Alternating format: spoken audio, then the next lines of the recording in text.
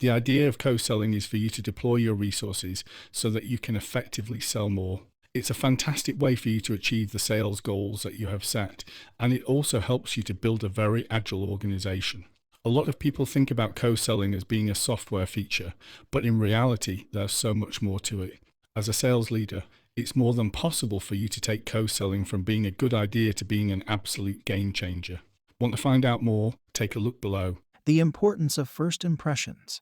If you are a sales professional, then you will certainly know how important it is to make a quality first impression. When you work in a collaborative setting, your first impression is the one you are going to be making on your peers and your sales reps. If you can automate some degree of collaborative selling, then this will help you to engage your sales team even more. Let's face the facts. Everyone hates having to fill out reports, and nobody likes tedious paperwork either. If you can share the value that comes with collaborative selling, then you will soon find that you can highlight a lot of the rewards. You can do all of the math, and you can also share the numbers. Think about it. How much time could your sales team actually save by simply making warm introductions with your prospects, especially if they are actively seeking solutions? Making an impression. When you have made a good impression and you have gained some buy-in, you then need to carry on emphasizing the importance of selling on a collaborative basis. In a lot of companies, win events are ideal if you want to try and spread the word about the rewards of being involved with co-selling. A lot of teams do this on a somewhat impromptu basis, as it is a way for them to inspire their sales representatives with data. If you want to take a page out of the win event playbook, you may even find that you want to create weekly win events. In this kind of environment, you can share the rewards that you might have gained from co-selling. You can share the excitement by encouraging your sales representatives to tell the stories that they have to other representatives. What's the best way to motivate people when it comes to collaborative selling? So what is the best motivation when it comes to collaborative selling? Ideally, you need to make sure that you provide exceptional service, and you also need to make sure that you are actively meeting the needs of your customers. At the end of the day, sales leaders know that if they have the right tools or the right mindset, that their representatives can then respond in a personalized way. This helps them to meet the growth prospects of the customers that they work with. Win-win motivation. Of course, win-win motivation is ideal because it helps you to look out for growth opportunities with other companies. The reality of the situation is that there may be thousands of companies out there who can probably help you in the same way that you can help them.